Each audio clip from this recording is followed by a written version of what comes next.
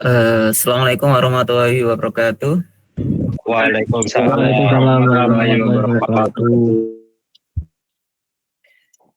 Materi hari ini terkait VPN ya. Sebelum kita praktek, ada teori tentang VPN dulu.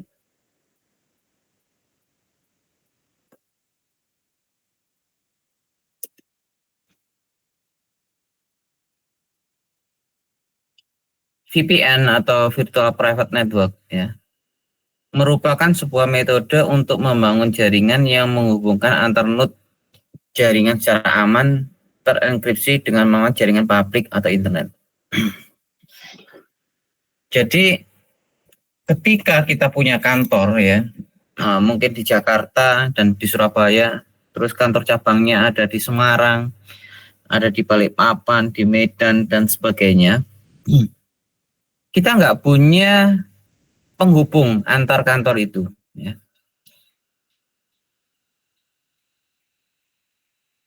Karena kenapa kok tidak bisa terhubung? Karena komputer di belakang router itu adalah IP private. Bagaimana menghubungkan IP private di belakang router di antar kantor tersebut? Kita bisa menggunakan jaringan lease-line. Lease-line itu berarti berbayar. Atau pilihannya kita bisa menggunakan VPN. Jadi contohnya seperti ini. Saya kalau nulis di atas mesti gitu ya. Sudah. Saya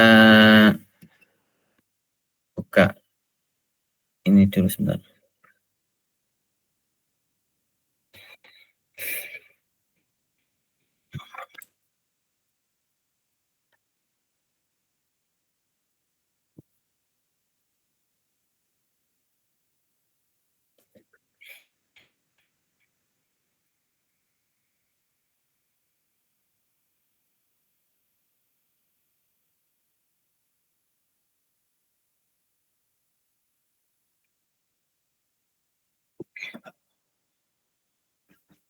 Misal ini ada kantor pusat ya, Jakarta. Terus Jakarta itu terhubung ke internet ya, menggunakan ISP. Mungkin di Jakarta menggunakan Telkom. Terus ada di Balikpapan, ada internet lagi, ini Balikpapan. Terus ada yang di Surabaya. Oke. Ada yang di Yogyakarta dan seterusnya. Di belakang layar ini ya, ada jaringan lokal atau private yang kadang-kadang jaringan private ini butuh saling berhubung karena ini adalah satu perusahaan ya, mereka saling bertukar informasi. Tetapi mereka tidak ingin jaringan di lokal mereka itu terekspos keluar ya. Maka bagaimana caranya? Kita bisa membangun tunnel, membuat terowongan di atas jaringan internet ini. Itulah yang disebut sebagai VPN. Kita bisa membuat sebuah terowongan ya. Contoh dari Surabaya membuat terowongan. Jadi nggak akan kelihatan orang lain membuat terowongan.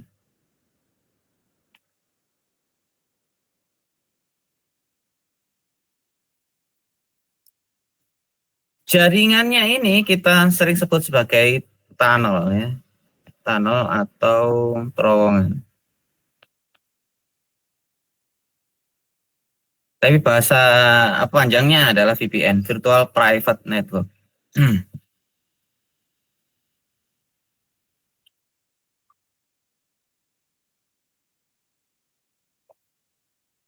Kita kembali ke sini.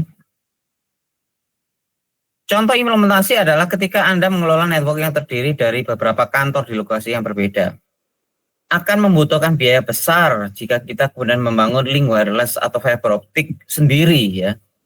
Jadi kalau Anda mau membangun sendiri ya antar kantor cabang tersebut itu mahal ya. Padahal bisa jadi kan antar kantor berada di kota atau bahkan di pulau yang berbeda. Maka dari itu kita bisa menggunakan jaringan publik. Jaringan publik terus kita buat terowongannya. Dengan VPN kita bisa membangun sebuah link antar kantor dengan memanfaatkan jaringan internet yang sudah ada. Link yang terbentuk diamankan dengan enkripsi sehingga meminimalisir kemungkinan data akan diakses oleh orang yang tidak bertanggung jawab. Mikrotik support beberapa metode VPN seperti PPTP, LDTP, STP, OpenVPN, dan lain-lain. Dengan adanya opsi ini, kita perlu memilih tipe VPN yang cocok untuk jaringan kita. Secara umum, semua tipe tersebut memiliki fungsi yang sama, ya, membuat jaringan tunnel. Yang membedakan adalah autentikasi dan enkripsi yang digunakan.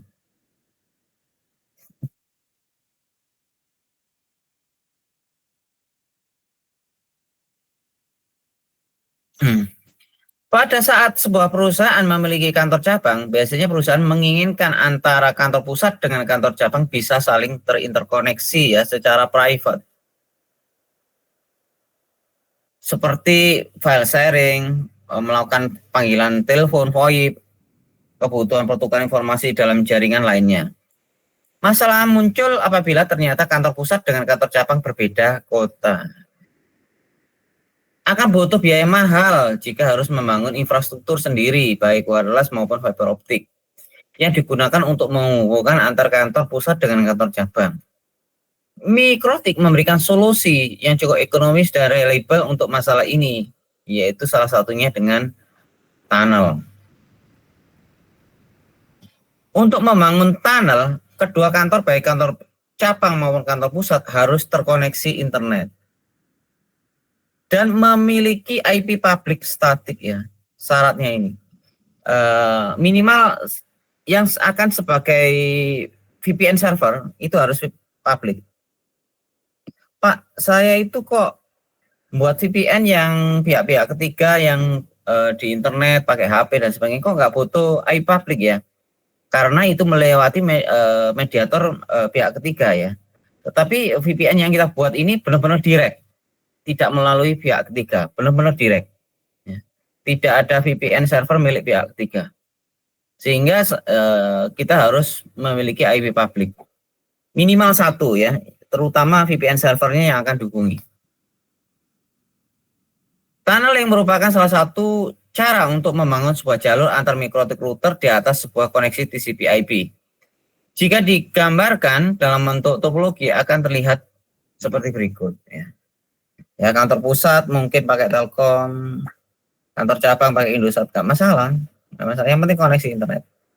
Nah, di internet ini ya sebenarnya ada beberapa router, banyak router yang terhubung ya. Tetapi begitu di tunnel, router-router ini seakan hilang.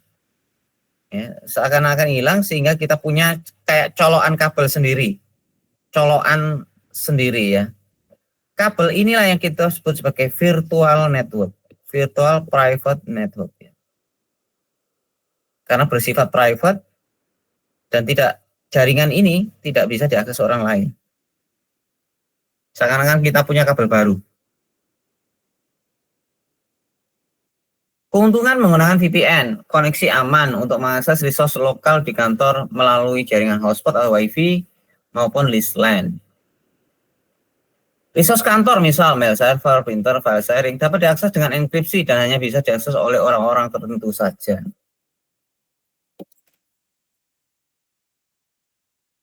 Tipe tunnel, secara umum tunnel itu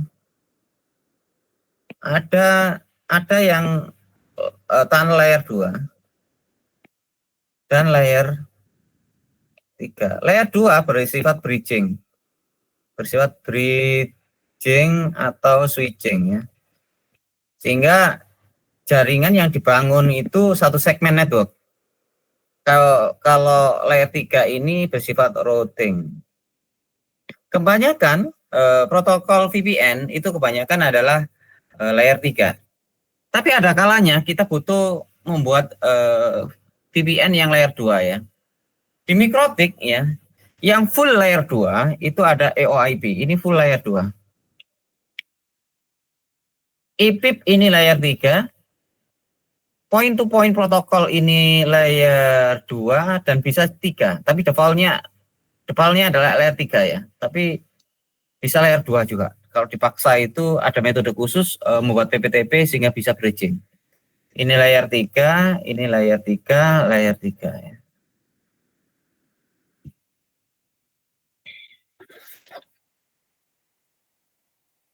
Ya, ada kalanya ada orang yang suka itu pakai bridging, di mana kita itu satu segmen network. Tapi ada yang nggak suka, kenapa? Karena khawatir nanti virus di suatu kantor cabang itu bisa menyebar ke jaringan yang lain kalau bridging. Ya. Nah, sehingga tergantung kebutuhan.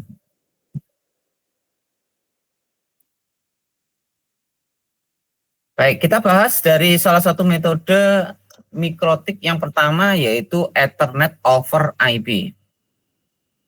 Merupakan protokol pada mikrorouter S yang berfungsi untuk membangun sebuah network tunnel antar mikrotik di atas sebuah koneksi TCP.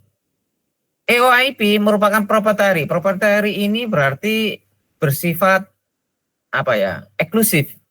Hanya mikrotik dengan mikrotik. Nggak support mikrotik dengan device lain. Nggak support mikrotik dengan OS lain. Ya. Ini full hanya router mikrotik ketemu router mikrotik.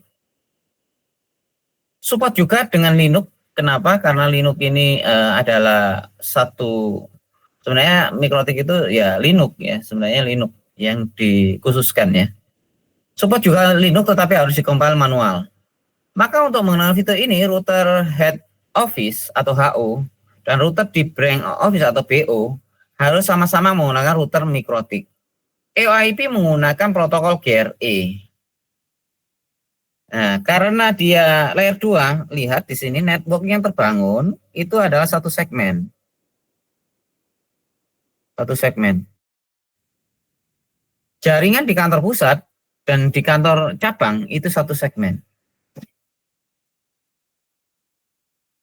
Berikutnya adalah IP in IP atau IPIP. Salah satu alternatif tunnel selain menggunakan EOIP adalah dengan menggunakan IPIP atau IP-IP. Implementasi IP-IP dimengerti berdasarkan RFC 2003. Protokol IP-IP bekerja dengan mengenkapsulasi paket data dari satu IP ke IP lain untuk membentuk network tunnel. Jadi dia itu dienkapsulasi atau dibungkus di atasnya IP ya. Berbeda dengan EIP yang hanya bisa digunakan router sama-sama mikrotik ya. IP-IP ini dapat berjalan di hampir semua jenis router ya, mungkin router Cisco, router Juniper, router D-Link dan sebagainya. Selama router tersebut mendukung protokol IP-IP. Jadi ini sudah lintas platform, bukan proprietary ya. Akan tetapi IP-IP tidak dapat di-bridge, berarti murni layer 3. Ini murni layer 3. Tidak bisa di-bridge berarti layer 3.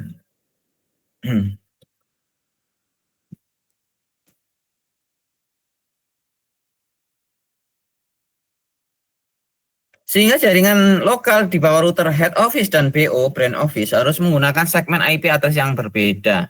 Misal kita menggunakan tunnel IP-IP dengan topologi sebagai berikut. Ya, networknya ini berbeda.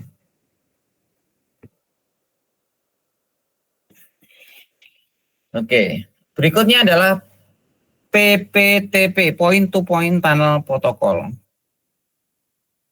PPTP merupakan salah satu tipe VPN yang paling sederhana ya, ini paling sederhana dan lumayan ringan ya dalam konfigurasi. Selain itu juga fleksibel.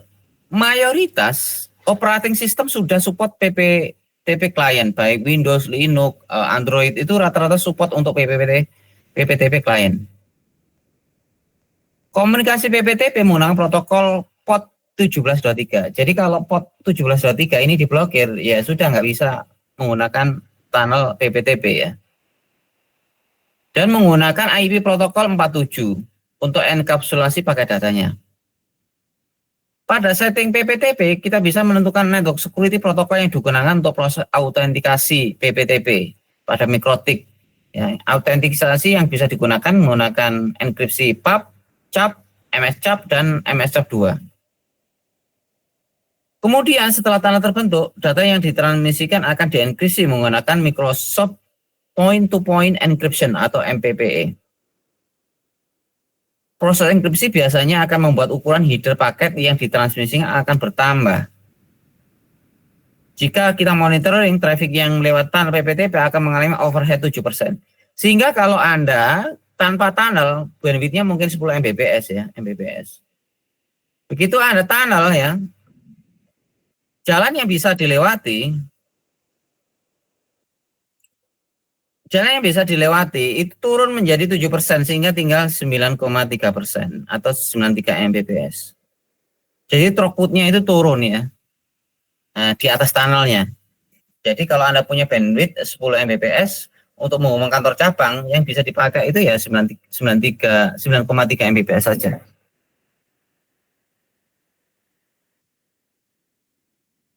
Berikutnya adalah L2TP atau Layer 2 Tunnel Protocol.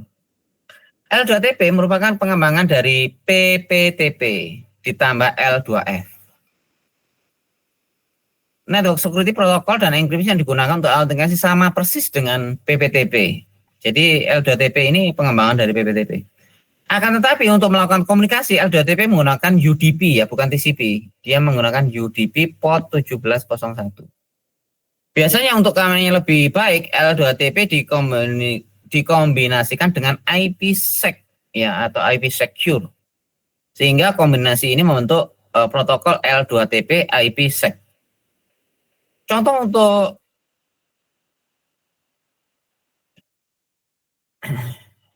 Contohnya untuk operasi sistem Windows secara default OS Windows menggunakan L2TP IPsec. Jadi di Windows itu defaultnya sudah dikombinasikan ya.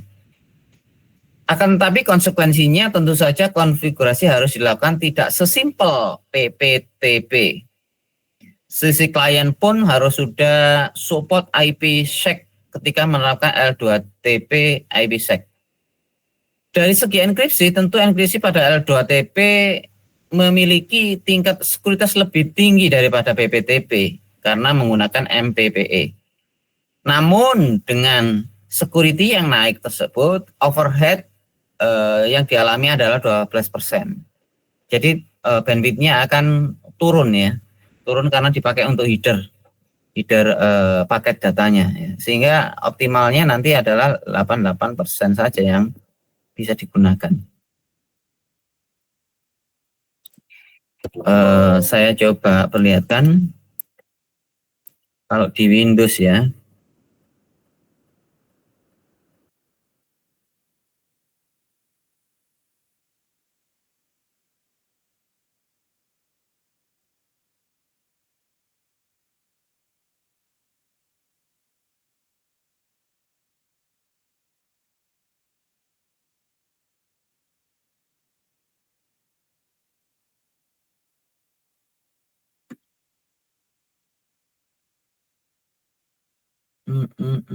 Sebentar.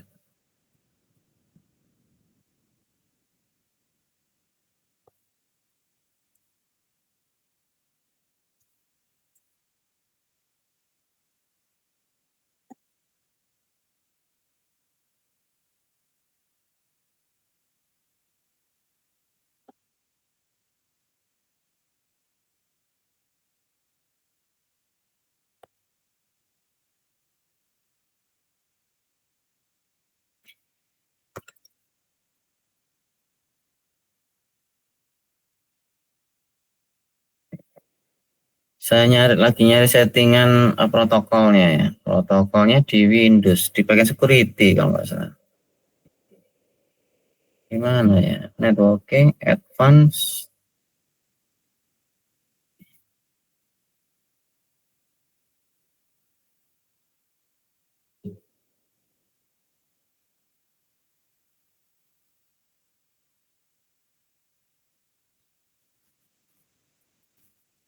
Kok nggak ada ya? Tadi perasaan pernah lihat saya. Oh ini. Ya ini ya. Di Windows ini ada defaultnya ada PPTP dan L2TP IPsec ya. Ini Windows XP. Kalau Windows 11 kelihatannya lebih banyak deh pilihannya. Ini kalau di Windows XP sudah defaultnya itu PPTP sama L2TP IPsec.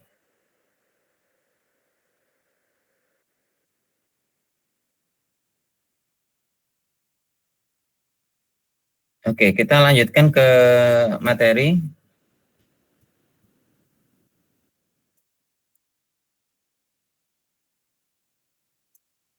Berikutnya adalah SSTP, Secure Socket Tunnel Protocol.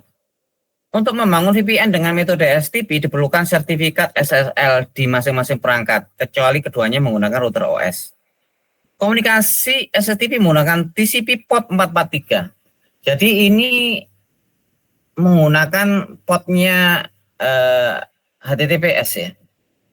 Biasanya ada yang menyebutnya ini sebagai HTTPS tunnel. Kenapa ini diperlukan? Kadang-kadang ada jaringan itu yang memblokir port GRE. Pokoknya port tunnel itu diblokir. Sehingga kita tidak bisa tunnel. Kita membuat VPN itu nggak bisa. Tetapi dengan STP, karena dia pakai port 443, nggak mungkin diblokir. Karena HTTPS kalau diblokir, otomatis ya blokir internet, ya kan? Sehingga ini relatif keberhasilannya tinggi ya. Jarang diblokir untuk port 443. Anda harus memastikan clock sudah sesuai dengan waktu real jika menggunakan sertifikat. Jadi syarat menggunakan sertifikat SSL ini ya, jam komputernya harus benar. Maka dari itu ketika komputer Anda jamnya itu slendro ya, terus buka Google yang pakai HTTPS, biasanya Google-nya error, nggak mau. Sehingga kebanyakan zaman sekarang untuk menghindari kejadian error sertifikat ya, rata-rata komputer ada NTP client. Jam itu dijaga oleh baterai BIOS ya. Tetapi kadang-kadang BIOS itu kadang-kadang baterainya habis ya. Sehingga tidak bisa mempertahankan kestabilan jamnya. Ketika Anda menggunakan internet ya, zaman sekarang Windows itu ketika jamnya slendro, begitu connect internet, maka otomatis jamnya akan menjadi benar sendiri ya. Handphone juga seperti itu. Ketika jam handphone salah ya, begitu Anda sudah connect pulsa internet, otomatis jamnya juga akan membetulkan sendiri karena ada namanya NTP client. Kalau di Windows itu pakai timewindows.com. Sayangnya belum semua OS support VPN dengan metode STP. Traffic yang melewati tunnel STP akan mengalami overhead sekitar 12% ya. Ini sama dengan L2TP IPsec. Overheadnya cukup tinggi. Ya semua keamanan ya, keamanan tinggi pasti ada yang dikorbankan, yaitu throughput. Dengan semakin aman, throughputnya akan dikorbankan. Berikutnya adalah OpenVPN. VPN ini bisa digunakan ketika dibutuhkan keamanan data yang tinggi. Secara default, OpenVPN menggunakan UDP port 1194 dan dibutuhkan sertifikat pada masing-masing perangkat untuk bisa berkoneksi ya. Untuk client compatibility, OpenVPN bisa dibangun hampir pada semua operating system dengan bantuan aplikasi pihak ketiga. OpenVPN menggunakan algoritma SHA-1 dan MD5 untuk proses autentikasi dan menggunakan beberapa keeper yaitu Blowfish 128, AS128, AS192, dan AS256. Traffic yang melewati tunnel OpenVPN akan mengalami overhead yang cukup tinggi yaitu 16%, lebih tinggi lagi ya ini ya. Windows sendiri secara default kalau nggak salah belum support OpenVPN, tapi kita bisa menggunakan OpenVPN pihak ketiga ya, yang dari JNU. Jadi kita bisa tambahkan kalau di Windows. Itulah beberapa protokol yang ditawarkan Mikrotik dan ini bersifat apa ya, direct, tidak menggunakan pihak ketiga. Jadi kalau direct ini kita aman ya, sesuai kebutuhan router antar kantor cabang kita. Jadi tidak melewati pihak ketiga. Kalau Anda pakai pihak ketiga ya, koneksinya itu aman dari orang lain kecuali pihak ketiga tersebut. Jadi Anda itu aman pakai VPN pihak ketiga, itu aman dari orang di luar pihak ketiga, tapi Anda tidak aman sebenarnya ya, karena pihak ketiga juga bisa ngetap. Nah, maka solusinya ya Anda bangun VPN sendiri seperti yang ada di Mikrotik ini. Komparasi VPN. Perlu diingat bahwa semakin kita membutuhkan sebuah jaringan yang aman, maka akan semakin kompleks konfigurasi yang diterapkan. Begitu juga dengan penggunaan resource hardware.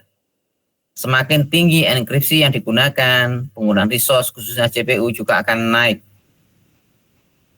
Kesimpulan yang bisa kita ambil, jika Anda mengingat VPN dengan kompatibilitas perangkat klien yang baik, maka PPTP paling cocok untuk menjadi pilihan. Kenapa? Karena hampir semua OS itu support PPTP.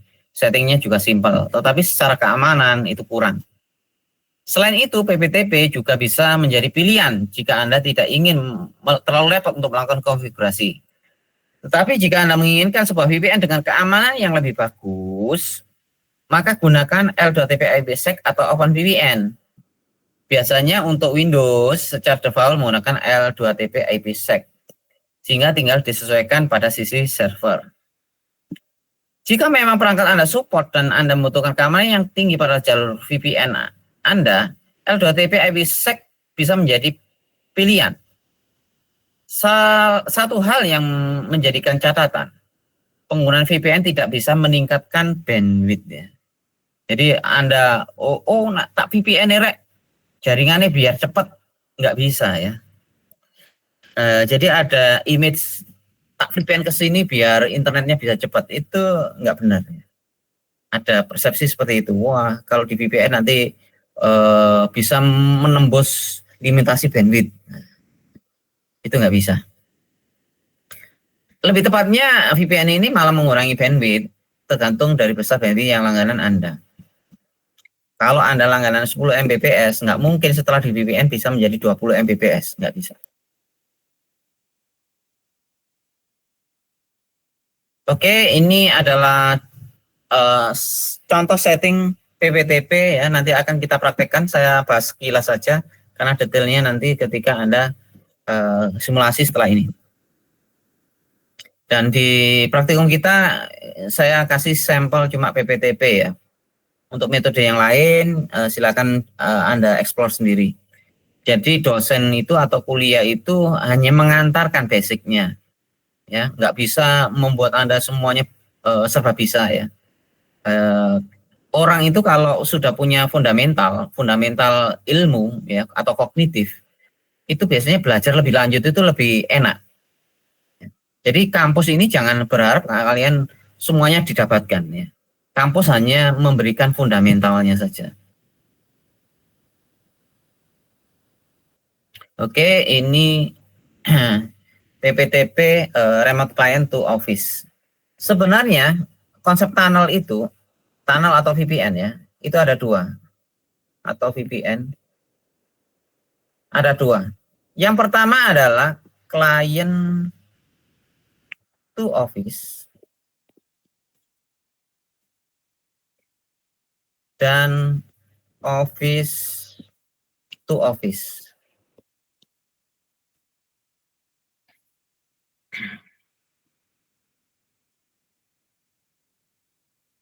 Contoh yang ada di gambar ini adalah client to office ya.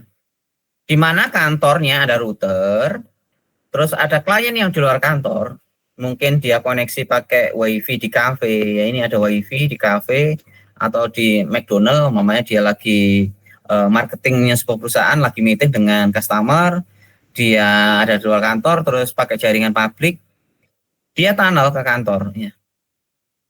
Maka jaringan konsep VPN seperti ini kita sebut sebagai client to office. Karena yang menghadapi adalah last device. Last device bertemu dengan router. Jadi last device ketemu router ini disebut sebagai client to office. Berbeda dengan office to office ya.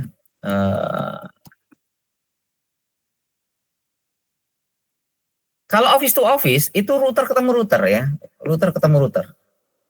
Klien nggak perlu membuat VPN. Jadi si laptop dan PC ini tidak perlu membuat VPN sendiri. Dia diwakili router di atasnya. Yang membuat VPN adalah router di atasnya. Sehingga apa? Laptop-laptop di bawahnya itu nggak perlu VPN lagi. Semua network di bawahnya ini otomatis nyambung yang ada di sini. Jadi seakan-akan kantor pusat dan kantor cabang itu gandeng. Ya. Dan ini sudah saya lakukan di rumah saya. Rumah saya itu menggunakan mikrotik, ya. Di kampus juga menggunakan mikrotik. Terus ada beberapa kantor konsultan juga pakai mikrotik. Sehingga kalau router saya sudah saya VPN kan, ya, maka saya mau connect ke kampus, connect ke kantor dan lain-lain, ya, itu nggak perlu tunneling, ya. Seakan-akan rumah saya itu tersambung ke kampus Unesa, ya. Jadi seakan-akan saya punya colokan, ya, colokan kabel ke kampus, ya. Jadi saya bisa satu network. Nah, inilah office to office.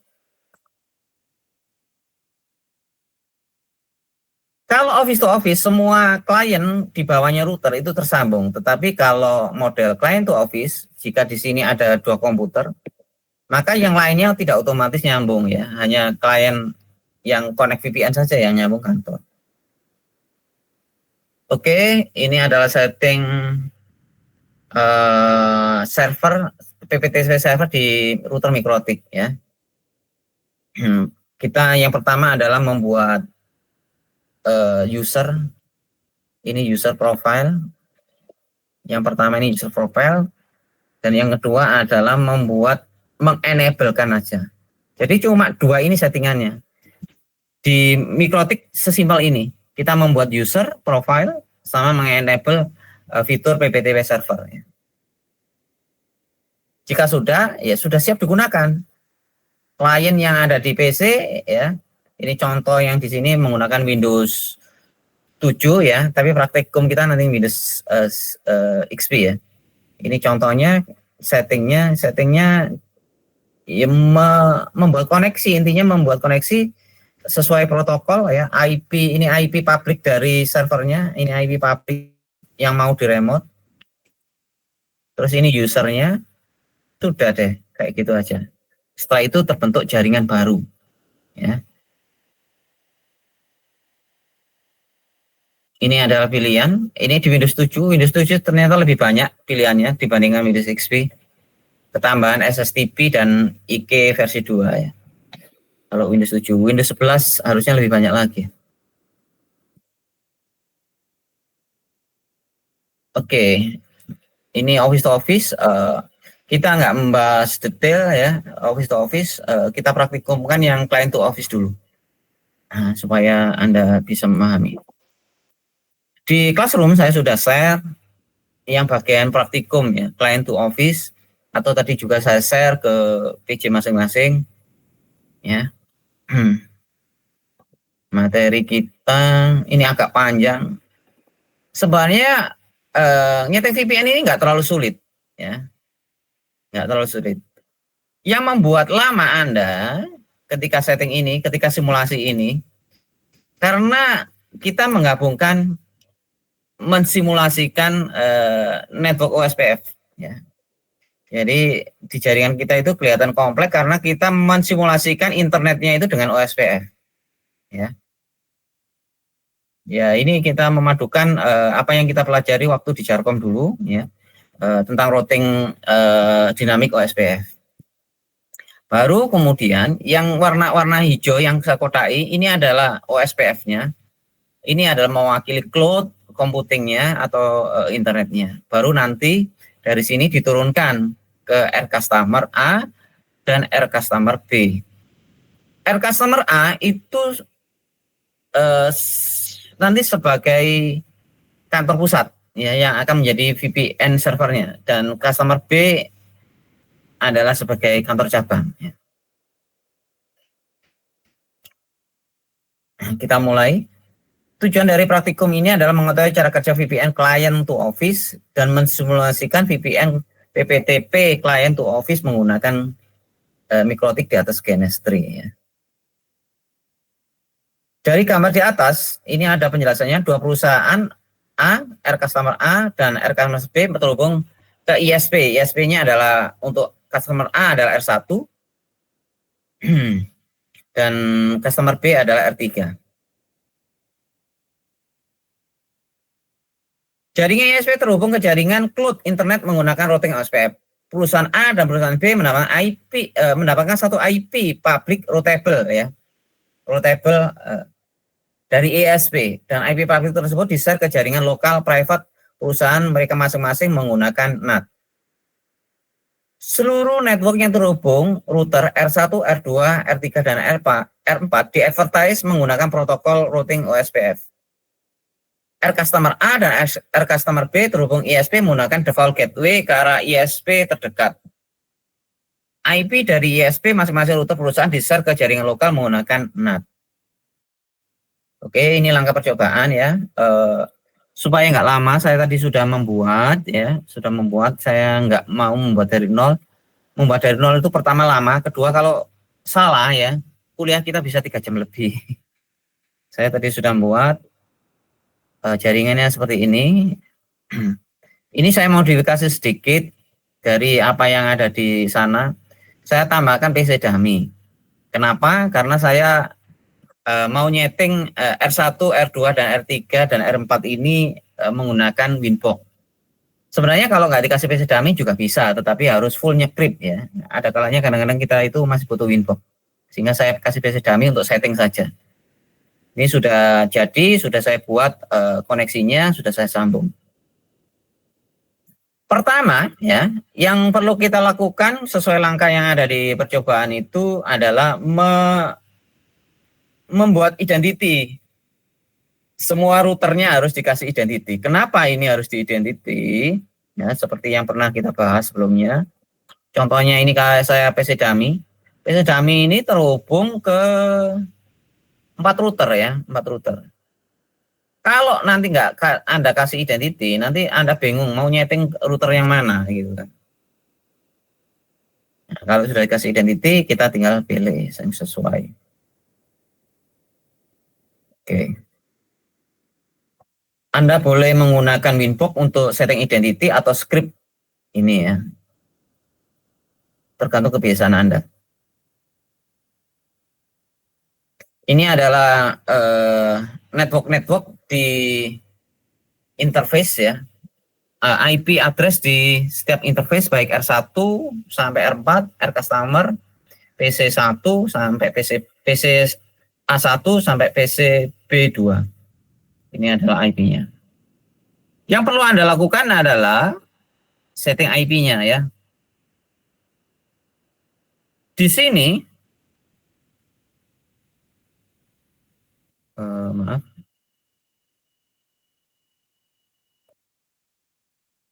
Di sini saya menggunakan aturan ya. Router ke router utama ini menggunakan 12-12 seperti yang sebelumnya, yaitu R1 ke R2.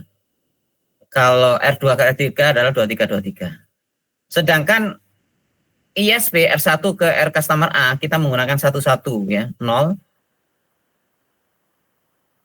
Dan customer B menggunakan 22. Terus IP private untuk jaringan lokal di kantor pusat kita menggunakan network ini, dan di kantor pusat dan kantor cabang kita menggunakan network ini. Perbedaannya adalah di sini ya. Ini 2, di sini 1. Oke. Jika Anda menggunakan settingan ini persis ya, di mana R1 ke R2 itu ketemu E0 ketemu E0, dan R2 ke R3 itu E1 ketemu E0 ya, maka Anda bisa langsung menggunakan script yang ada di sini. Tapi kalau Anda tidak menggunakan itu, harus memodifikasi interface-nya ya. Anda modifikasi interface-nya. Jangan sampai keliru interface. Ini adalah setting untuk R1, ini R2, dan seterusnya. Saya tidak mengajari satu-satu, karena ini adalah di Jarcom ya. Terus ini di router customer A ada 2 interface, yaitu ke arah ISP dan ke arah jaringan private. Ini ke arah ISP, ini ke arah private. Ini juga gitu ke ISP, ini ke private. Terus Anda perlu juga setting PC-PC-nya ya. PC-PC-nya nggak saya tulis di sini ya. PC-PC-nya Anda setting sendiri ya. Kalau bisa sudah dikasih gateway. Anda ngikuti aturan ini. Ini adalah setting PC-nya. Gateway-nya adalah ini. Ini adalah gateway.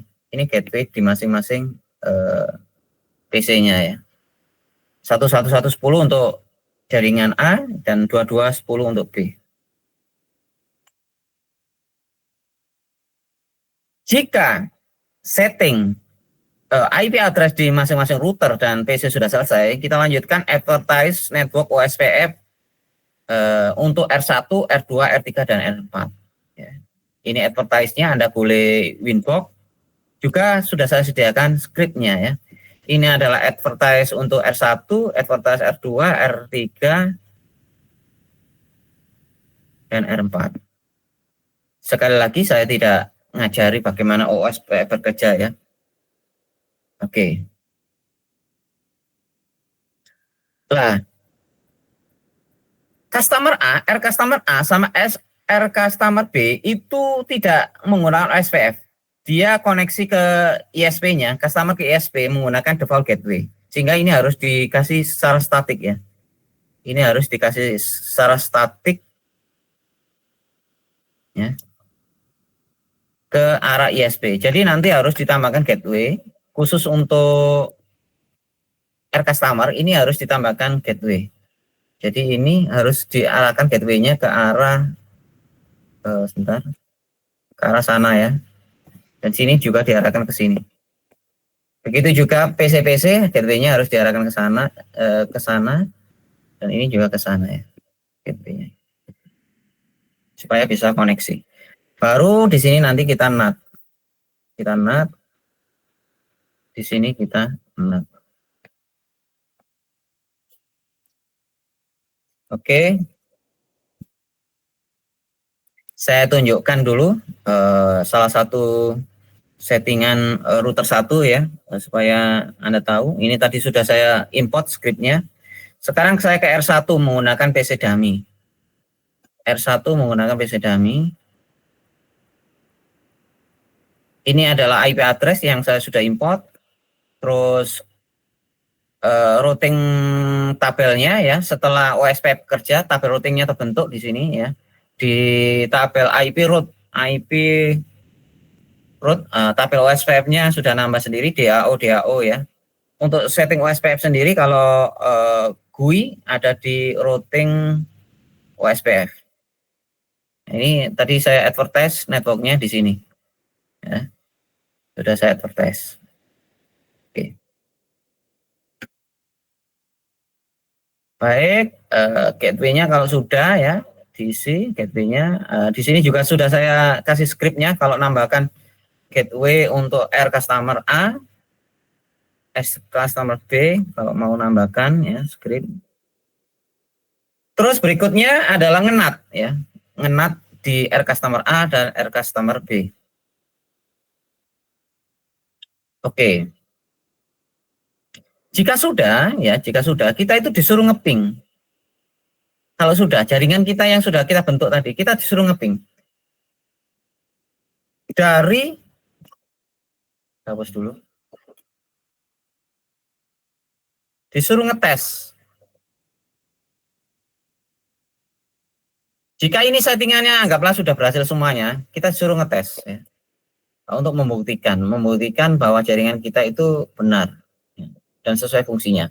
Pertama adalah R customer A ngeping ke R1 ya. Terus disuruh ngeping ke R customer sama disuruh ngeping ke PCB. Ya.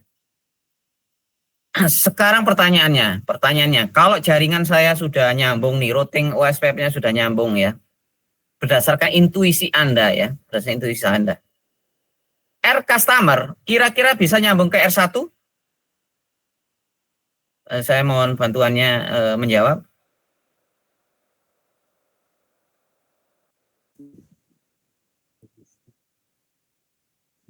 Halo? Nggak usah, mohon bantuannya ya, kita aktif ya supaya Bisa, Pak. bisa ya, karena ada gateway ya. Oke. Kira-kira ke R customer B bisa nggak? Bisa, Pak. Bisa, karena ada OSPF. Ya, karena ada OSPF ya, ada OSPF harusnya bisa normal. Dan R customer B juga kita kasih gateway ke arah R3, otomatis juga bisa harusnya. Pertanyaannya berikutnya, R customer ke PC B1, bisa nggak?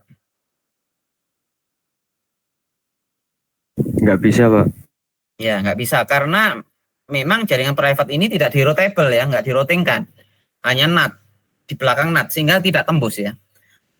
Jadi PCB itu tidak bisa tembus, ya, tidak bisa tembus ke apa dari R customer. Begitu juga PC A1 ke PCB, otomatis ini juga nggak akan tembus. Ini nggak akan tembus ke sini. Kenapa? Karena PC A1 ini kan NAT juga. Karena PC A1 itu juga ke R customer, otomatis juga nggak bisa tembus ke PCB 1. Oke, sekarang saya buktikan ya. Saya sekarang dari R customer A ya. Ini disuruh ngeping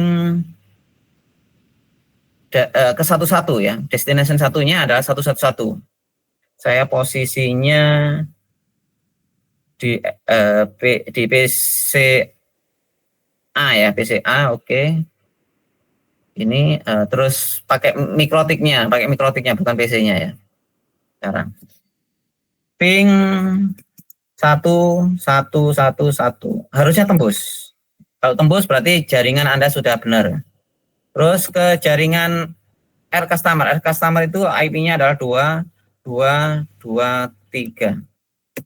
Kalau Anda nggak tembus berarti OSPF-nya ada yang masalah atau default gateway-nya ada yang masalah ya. Oke. Terus sekarang saya akan ngeping ke bawahnya. Pasti nggak tembus. 2.1. 2.11. 2.11. PCB 2 itu 192.168.2.11. Pasti nggak tembus ya. Sekarang kita ganti trace root ya. Di Mikrotik itu pakai tool trace root. Kalau di Windows kan trace root ya. Trace root 111 pasti direct. Oke, direct. Sekarang ke 2223. Nah, lewat router ISP R1, R2 baru ketemu R customer. Tetapi kalau kita trace root ke 192, 168, 1 titik 2.1 11 ya. Dia nggak akan dikenali. Kenapa? Karena dia nggak di-advertise ya. Dia dilempar ke router ISP pun dia nggak pernah di-advertise sehingga nggak dikenali sama sekali. Begitu juga ya, karena ini NAT, Anda lakukan di PC pun sama nanti. Saya ping ke 11 pasti tembus. Karena NAT. Oke, ke 2.2.2.3 pasti tembus.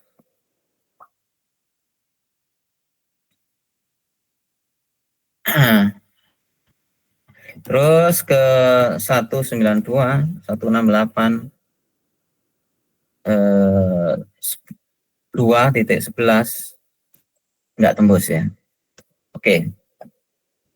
Itulah kira-kira ya. Begitu juga sebaliknya. PCB juga nggak akan bisa ke PCA ya. Karena dia diwakili R customer ya. Dia di NAT.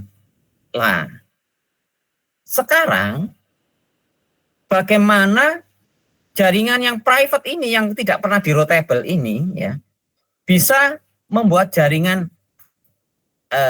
terhubung ya, jaringan yang bisa menghubungkan jaringan private ke private ya melalui jaringan publik yang routable ini. Nah, itulah yang kita akan praktekkan untuk VPN-nya. Saya capture dulu. Sniping. Oke, yang kita praktekkan untuk hari ini ya, untuk hari ini itu client to server. Servernya ini adalah ini ya, ini server VPN ya, server VPN ya. VPN. Sedangkan kliennya ini kita pakai PC B1, ini klien.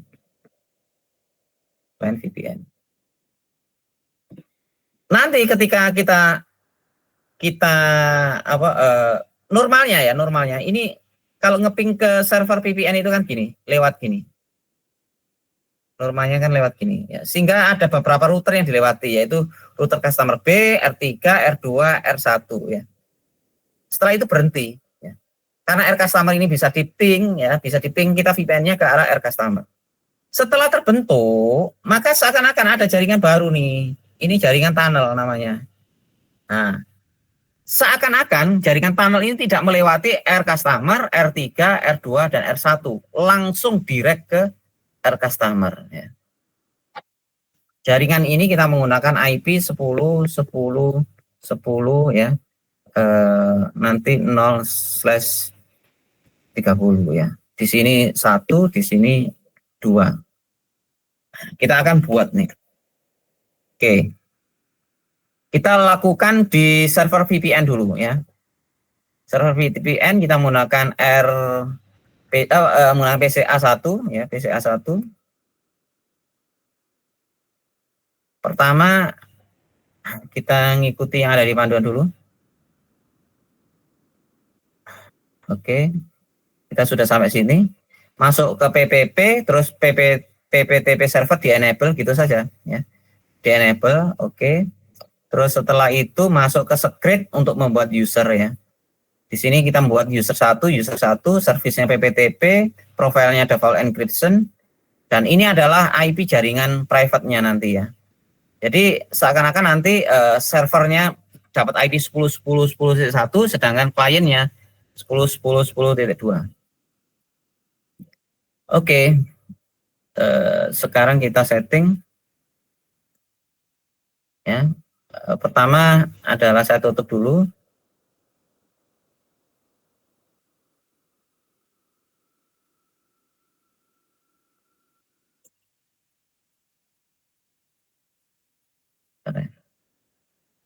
Oh, nggak mau ditutup.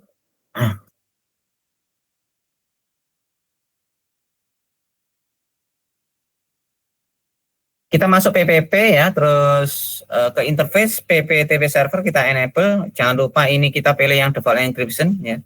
Jangan yang kosongan default saja ya, default encryption supaya dienkripsi dia. Terus membuat script, kita add, kita membuat user 1, servisnya PPTP ya. Ini kita protokolnya pakai profilnya pakai default encryption, dan ini adalah IP VPN yang akan kita inginkan. Ini di sisi server sudah selesai, cuma 2 itu aja yang disetting. Sekarang di PCB1. PCB1 ya. Oke. Kita create new connection di sini ya. Next, pilih yang kedua ini. Connect to network at my workplace. Terus pilih yang VPN ya. Dan seterusnya sesuai panduan ya. Nanti kalau sudah nanti akan menjadi ada shortcut di sini ya. Nanti ada pilihannya desktop atau yang lainnya ya. Seperti yang ada di sini ya, ikuti panduan yang ada di sini. Ini adalah nama shortcutnya. Terus ini adalah IP dari R customer A atau IP pabriknya ya. Terus nanti tambahkan desktop jika memang butuh ya. Sehingga nanti ketika mau koneksi lagi itu bisa menggunakan shortcutnya. Kalau sudah ya, nanti akan terbentuk shortcut seperti ini. Ini saya belum connect nih, belum saya connect-kan. Jika belum connect, kalau saya IP config, nah, IP-nya cuma ada 192.168.2.11. Ini menggunakan interface standar ya. Kalau ini berarti nanti nggak, kalau lewat jalur ini ya, jalur routing, jalur normal, jalur NAT. Ya. Sehingga kalau kita ngeping ke PCA1 ya, yang ada di kiri itu, ping 192.168.1.11, nggak akan nyambung. Kalau kita trace route, cuma mentok di router customer B. Nah, dilempar ke customer B, setelah itu dia nggak tahu karena nggak pernah di-advertise ya. Jaringan PCA itu nggak pernah di-advertise, sehingga ketika routing biasa ya nggak ketemu.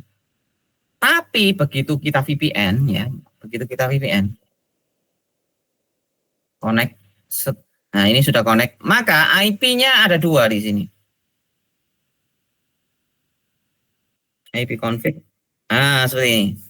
Ya, satu jalur normal. Jadi kalau dia menuju internet, menuju jaringan lain ya, kantor cabang menuju ke Google, ke email, semuanya akan menggunakan interface normal yang pakai 192.168 ini, pakai NAT. Tapi begitu dia mau menghubungi jaringan PCA, dia akan menggunakan jalur tunnel. Jalur tunnel yaitu 10.10.10.2. Sedangkan servernya, routernya itu 10.10.1. Sekarang kalau kita ping, harusnya tembus. Kita ping ke 12, ping 11 ya. Nah, sudah tembus sekarang. Kalau belum tunneling, nggak bisa. Kalau kita telusuri sekarang, routingnya itu melewati tunnel ya. Coba kita lihat. Nah, dia tidak dilemparkan jalur normal, tapi jalur tunnel. 10.10.10.1 baru ketemu 192.168.111.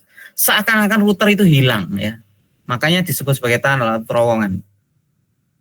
Jadi R1, R2, R3 ini fisiknya dilewati, tapi secara logical itu seakan-akan tidak dilewati. Seperti itu ya. Pertanyaan saya, kira-kira PCB1 ini bisa connect ke PCA2 enggak?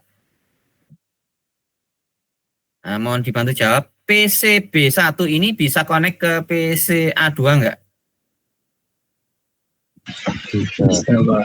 Bisa ya. Oke. Sekarang kita coba ping ya. Karena sudah dibuat tunnel tadi.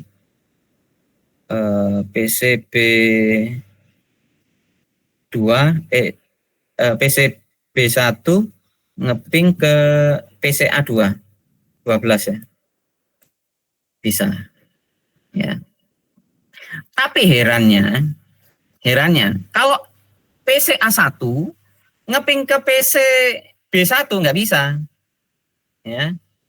Karena dia bersifat satu arah, client to server, client to office itu sifatnya satu arah kayak NAT.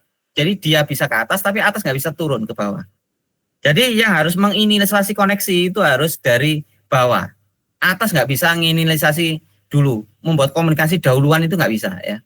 Kecuali nanti office to office itu bisa. Kita sekarang di PCA1 nyoba ngeping ya. Di sini ngeping ke PCB1 ya. Nah, nggak bisa. Jadi atas ke bawah nggak akan bisa. Pertanyaan berikutnya nih. Kira-kira PCB2 bisa connect ke PCA1 tidak? Tidak bisa ya, karena sifatnya adalah klien ya, klien. Nah, karena sifatnya klien.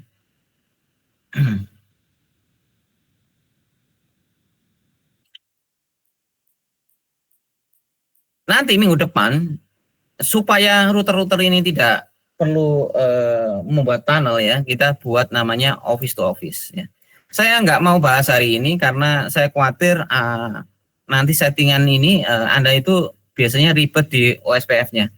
Saya nggak mau membebani yang berat-berat dulu ya. Kita client to server atau client to office dulu. Kalau ini sudah berhasil, minggu depan kita coba tambahkan ya office to office. Terus baru nanti kita tambahkan juga alternatif selain VPN kita port forwarding. Kalau VPN ini biasanya untuk orang-orang yang paham ya. Kadang-kadang staff itu kadang-kadang nggak mau ribet di luar kantor ya. Kalau di kantor sih bisa office to office, dia juga nggak perlu ribet. Sudah ditanalkan router ke router, jadi dia nggak perlu tunnel sendiri ya. Tetapi ketika di luar kantor, kalau VPN kadang-kadang orang itu keblokir. Kedua, kadang-kadang orang itu nggak paham VPN ya. Maka alternatifnya selain VPN ada namanya port forwarding. Ya.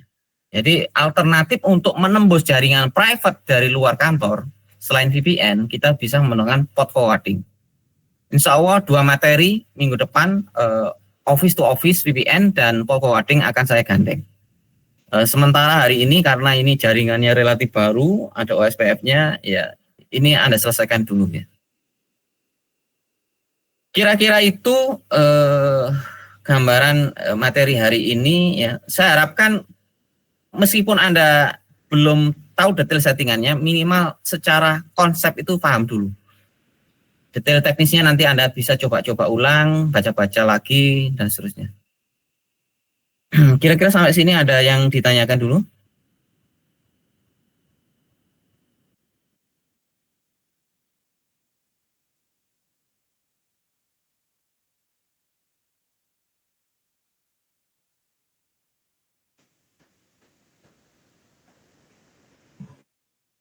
Ya, gimana? Sepertinya tidak ada, Pak. Sudah paham ya? Yang penting paham dulu. Ya, silakan. Si Septian. Izin bertanya Pak terkait pembuatan video praktiknya, berarti itu dimulai dari awal ya Pak? Apa fokus ke yang agak akhir tadi Pak? Untuk yang ini ya, untuk yang ini semuanya. Baru minggu depan ya nggak perlu semuanya ya. Kalau yang ini harus semuanya dengan OSPF. Videonya ya Anda harus ini ya edit ya, dipotong-potong supaya nggak terlalu lama nanti. Karena settingnya kan cukup panjang tuh. Ambil yang poin-poin penting, setting OSPF-nya bagaimana, potong-potong aja. Terus tambahi VPN. Baik Pak, terima kasih. Ya. Ada lagi?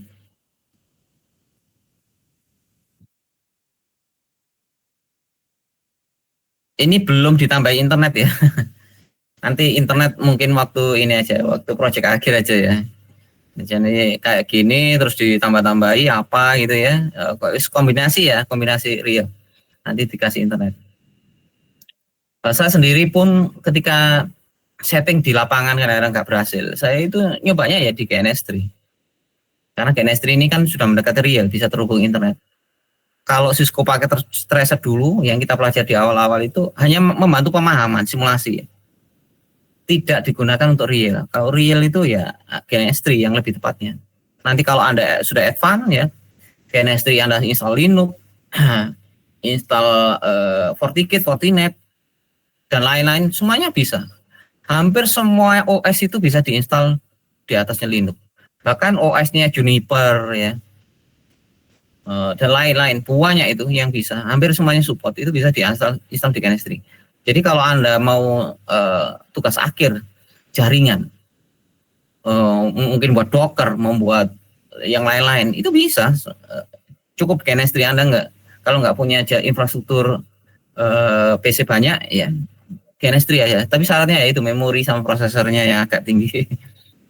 Saya sendiri ini juga numpang tadi ini.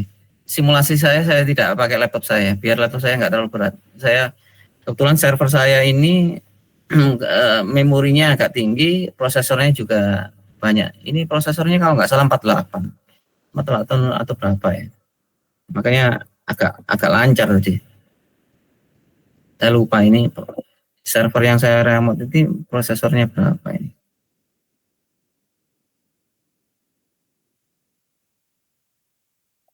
Nah ini ada sekitar 80 kalau nggak salah prosesornya. Makanya kelihatan cepat ya. Ya karena nggak kerasa ya. Memang kalau simulasi gini kan yang paling boros itu memori sih sebenarnya. Memori karena ini routernya ada berapa. Setiap router juga butuh prosesor ya. Ini routernya aja sudah ada berapa? 6 ya. PC-nya ada 5. Lumayan boros. Kalau Anda memorinya cuma 4 GB, 8 GB ya pasti berat. Itulah ya materi hari ini. Silakan nanti. Ya ada Septian lagi? Tidak Pak.